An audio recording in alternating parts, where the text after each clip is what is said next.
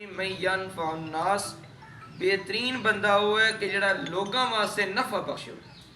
جس دا وجود، جس دی سوچ، جس دی تخیلات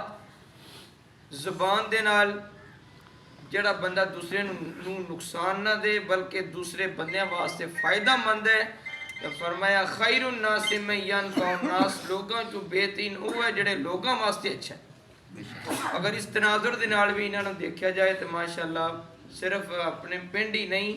بلکہ گرد و نواح دے پنڈ بھی میں دیکھنا کہ وہ اتھوں استفادہ کر رہے ہیں۔ اور ایک اور حدیث مبارکہ بھی آمدا ہے کہ سرکار نے فرمایا کہ سب تی افضل صدقہ، کو زکوٰۃ دینا بھی صدقہ ہے، خیرات کڈنا صدقہ ہے، اور لیکن فرمایا سب تی افضل صدقہ ہے کہ تسی کسے بھکھے نو روٹی کھوا دو۔ بھکھے دی جڑی ہے نا دیکھ بھال کرنا، انہوں کھانا کھلانا،